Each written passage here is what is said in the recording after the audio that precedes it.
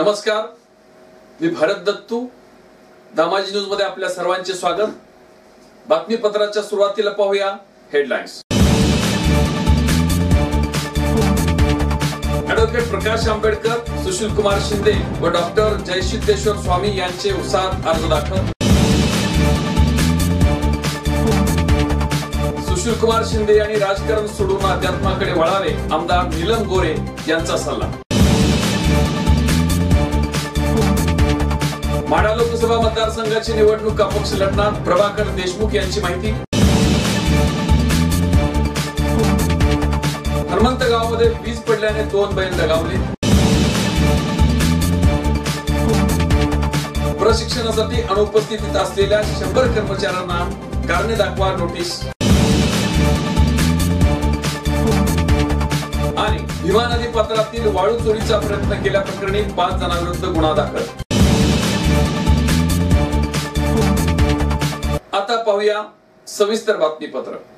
सोलापूर लोकसभेसाठी वंचित बहुजन आघाडीच्या वतीनं ॲडव्होकेट प्रकाश आंबेडकर, काँग्रेसच्या वतीनं सुशील कुमार शिंदे तर भाजपाच्या वतीनं डॉक्टर जयसिद्धेश्वर स्वामी यांनी एकाच दिवशी मोठ्या उत्साहात आपले अर्ज दाखल केले आहेत. सोलापूर मतदारसंघातून वंचित बहुजन आघाडीच्या वतीने रंगपंचमीच्या दिवशी दिनांक 25 मार्च रोजी ॲडव्होकेट प्रकाश आंबेडकर यांचा उमेदवारी अर्ज दाखल करण्यात आला. यावेळी हजारोंच्या संख्येने स्त्री पुरुष व कार्यकर्ते उपस्थित होते. याआधी जाहीर केल्याप्रमाणे सकाळपासूनच उमेदवारी अर्ज भरण्यासाठी जाणाऱ्या रॅलीसाठी लोक जमा होण्यास सुरुवात झाली होती. न्यू बुधवारपेठ येथील डॉक्टर बाबासाहेब आंबेडकर यांच्या पुतळ्यास पुष्पहार अर्पण करून पदयात्रेला सुरुवात झाली. सकाळी 9:30 वाजल्यापासून न्यू बुधवारपेठ येथील विश्वरत्न डॉक्टर बाबासाहेब आंबेडकर हे उद्यान येथे कार्यकर्त्यांनी मोठी गर्दी केली होती. साधारण 11:15 वाजता ॲडव्होकेट प्रकाश आंबेडकर यांचे डॉक्टर आंबेडकर उद्यान येथे आगमन झाले. उद्यानामधील डॉक्टर बाबासाहेब आंबेडकर यांच्या पुतळ्यास पुष्पहार अर्पण करून पदयात्रेला सुरुवात झाली. पदयात्रेत उत्स्फूर्तपणे मोठ्या प्रमाणात हजारो कार्यकर्त्यांनी सहभाग नोंदवला. रॅलीमधील युवकांनी मोठ्या प्रमाणात केलेल्या घोषणात फक्त भीमाचं रक्त, जय भीम या घोषणाबाजीने परिसर दुमदुमून गेला. हजारोंच्या संख्येने सहभागी झालेल्या कार्यकर्त्यांसह जोरदार शक्ती प्रदर्शन करीत काँग्रेसचे उमेदवार माजी केंद्रीय मंत्री सुशील कुमार शिंदे यांनी सोमवारी उमेदवारी अर्ज दाखल केला. यंदाची निवडणूक हे युद्ध असून हुकुमशाहीला नेस्तनाबूत करावे असे आवाहन श्री शिंदे यांनी पत्रकार परिषदेत केले. सकाळी अहिल्यादेवी होळकर आणि 4 हुतात्म्यांच्या पुतळ्यांना अभिवादन केल्यानंतर पदयात्रेस सुरुवात झाली.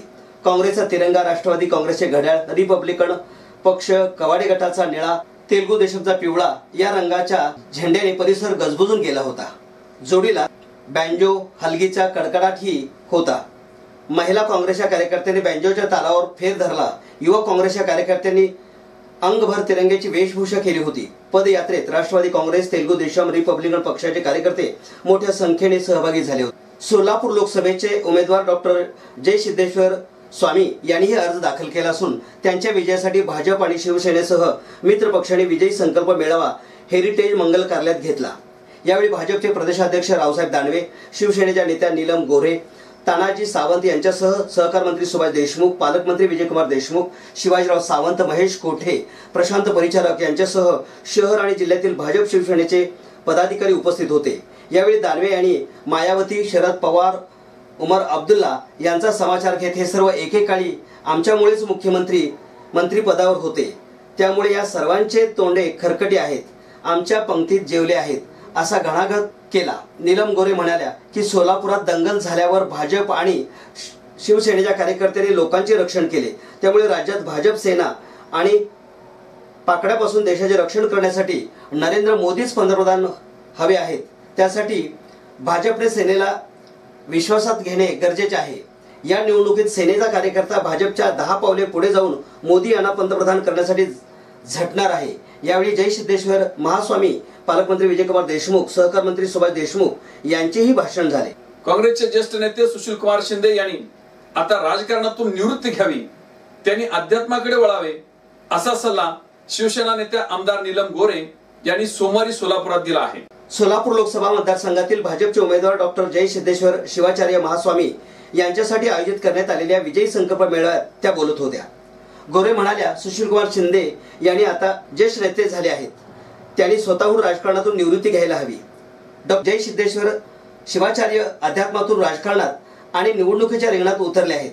त्यामुळे शिंदे यांनी अध्यात्माच्या मार्गाला लागावे। यावेळी शिंदे यांनी सुकन्या प्रणिती शिंदे यांना उमेदवारी द्यायला हवी होती, त्यांना मतदान तरी झाले असते, असा टोला नीलम गोरी यांनी लावला आहे। माढा लोकसभा मतदारसंघातून मी निवडणूक लढवावी म्हणून कष्टकरी शेतकऱ्यांची व कार्यकर्त्यांची इच्छा असल्यामुळे त्यांच्या आग्रहाखातर माढा लोकसभा मतदारसंघातून निवडणुकीला उभा राहणार असून त्या दृष्टीने कार्यकर्त्यांच्या भेटीसाठी मेळावे, सर्वसामान्य शेतकऱ्यांच्या व नागरिकांच्या भेटीगाठी घेण्याचं काम जोमाने चालू केल्याची माहिती जनहित शेतकरी संघटनेचे नेते प्रभाकर उर्फ दिनकर भैया देशमुख यांनी दिली। माढा लोकसभेची निवडणुकीचा अर्ज भरण्यासाठी तमाम सोलापूर जिल्ह्यातील व सातारा जिल्ह्यातील तमाम ऊस उत्पादक व दूध उत्पादक शेतकऱ्यांनी व भाजीपाला उत्पादक शेतकऱ्यांनी दीन दलितांनी शुक्रवार दिनांक 29 मार्च 2019 रोजी दुपारी 1 वाजता 4 पुतळ्यापासून हुतात्म्यांना अभिवादन करून जिल्हाधिकारी कार्यालयात अर्ज भरण्यासाठी हजारोच्या संख्येने सामील व्हावे असे आवाहन महाराष्ट्र राज्य जनहित शेतकरी संघटनेचे नेते प्रभाकर उर्फ दिनकर भैया देशमुख यांनी केले आहे। सांगोला तालुक्यातील हनुमंतगाव परिसरात सोमवारी दुपारी झालेल्या अवकाळी पावसामध्ये झाडाखाली बांधलेल्या बैलाच्या अंगावर वीज पडल्याने 2 बैल दगावल्याची घटना घडली। ऐन दुष्काळात 2 बैल ठार झाल्याने उत्तम ज्ञानू खांडेकर या शेतकऱ्यावर आभाळच कोसळले आहे। सोमवार दिनांक 25 मार्च रोजी हनुमंतगाव तालुका सांगोला परिसरात दुपारच्या सुमारास अवकाळी पाऊस झाला। अचानक झालेल्या पावसाच्या दरम्यान येथील शेतकरी उत्तम ज्ञानू खांडेकर यांच्या घरासमोरील झाडाखाली बांधलेल्या बैलांच्या अंगावर वीज पडल्याने 2 बैल जागीच ठार झाल्याची घटना घडली। दरम्यान तलाठी गोदमवाड यांनी घटनास्थळी धाव घेऊन पाहणी करून पंचनामा केला, तर पशुधन विकास अधिकारी डॉक्टर सतीश राठोड यांनी बैलाचे शवविच्छेदन करून महसूल विभागाला रिपोर्ट सादर केला आहे। वीज पडून 2 बैल दगावल्याने उत्तम खांडेकर या शेतकऱ्यावर आर्थिक नुकसानीचा डोंगर कोसळला आहे। या दुर्घटनेत खांडेकर यांचे सुमारे 1 लाख रुपयांचे नुकसान झाल्याची शक्यता वर्तवली जात आहे। अक्कलकोट येथे लोकसभा निवडणूक प्रशिक्षणासाठी अनुपस्थितीत असलेल्या 100 कर्मचाऱ्यांना कारणे दाखवा नोटीस बजावण्यात आली असून त्यांनी 28 मार्च पर्यंत निवडणूक विभागाशी संपर्क साधून आपले म्हणणे सादर करावे व प्रशिक्षणासाठी हजर व्हावे, अन्यथा त्यांच्यावर लोकप्रतिनिधी कायदा 1951 कलम 134 प्रमाणे गुन्हा दाखल करण्यात येणार आहे, अशी माहिती निवडणूक निर्णय अधिकारी मोहिनी चव्हाण यांनी दिली आहे। अक्कलकोट विधानसभा मतदारसंघातील निवडणुकीसाठी नेमलेल्या कर्मचाऱ्यांचे 22 व 23 मार्च रोजी कर्मचाऱ्यांचे पहिले प्रशिक्षण व हँड्स ऑन प्रशिक्षण पार पडले। त्या प्रशिक्षणासाठी 100 कर्मचारी अनुपस्थित होते। त्यांना 134 प्रमाणे कारणे दाखवा नोटीस बजावण्यात आली असून अशा कर्मचाऱ्यांनी तातडीने तहसील कार्यालयाशी संपर्क साधून पुढच्या प्रशिक्षणात उपस्थित राहावे, अन्यथा अशा कर्मचाऱ्यांच्या विरोधात गुन्हा दाखल करण्यात येणार आहे। यावेळी सहाय्यक निवडणूक निर्णय अधिकारी अंजली मरोड, निवडणूक नायब तहसीलदार DF गायकवाड, निवडणूक संकलन प्रमुख JV हिरेमठ, गट विकास अधिकारी महादेव कोळी, सहाय्यक गट विकास अधिकारी महादेव बेळे, गट शिक्षणाधिकारी राजशेखर नागणसुरे आदी उपस्थित होते। तांडोर येथील भीमा नदीच्या पात्रातून बेकायदा वाळू उपसा करणारी 2 वाहने पोलिसांनी जप्त केली असून वाळू चोरी करण्याचा प्रयत्न केल्याप्रकरणी समाधान खंदारे वय वर्ष 23 राहणार साठेनगर मंगळवेढा, विकी उर्फ विक्रम ढावरे, विष्णू जांभळे, अनिकेत गायकवाड, वैभव पाटील व अज्ञात 1 इसम या चालक मालकाविरुद्ध गुन्हे दाखल करण्यात आले आहेत। तांडोर येथील भीमा नदीच्या पात्रातील वाळूचा अवैध उपसा होत असल्याची गोपनीय माहिती पोलीस निरीक्षक अनिल गाडे यांना मिळताच त्यांनी सहाय्यक फौजदार MB जमादार, पोलीस नाईक हरिदास सलगर, पोलीस कॉन्स्टेबल सागर लांडे यांच्यासह मोटरसायकलवर जाऊन तांडोर येथे प्रत्यक्ष भेट दिली। दिनांक 25 रोजी पहाटे 1:15 छापा टाकला। यामध्ये MH 17T 9643 हा टेम्पो व बिगर नंबरचा टमटम वाळू भरण्याच्या तयारीत होते।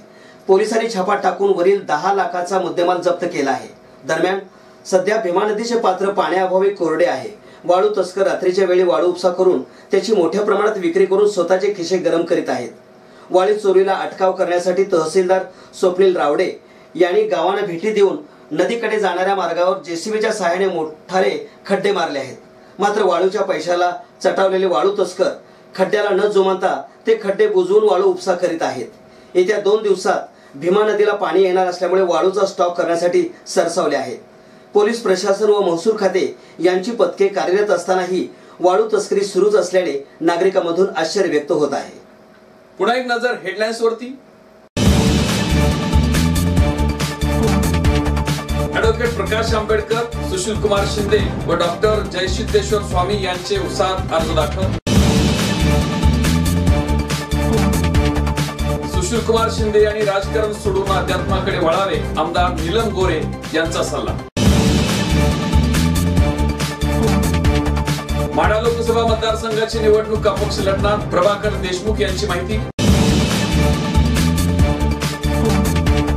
हनुमंत गावामध्ये वीज पडल्याने 2 बैल दगावले. प्रशिक्षणासाठी अनुपस्थितीत असलेल्या 100 कर्मचाऱ्यांना कारणे दाखवा नोटीस. आणि भीमा नदी पात्रातील वाळू चोरीचा प्रयत्न केल्याप्रकरणी 5 जणांविरुद्ध गुन्हा दाखल. हे होतं आजचं बातमीपत्र. पुन्हा भेटूया एका नवीन बातमीपत्रासोबत. नमस्कार.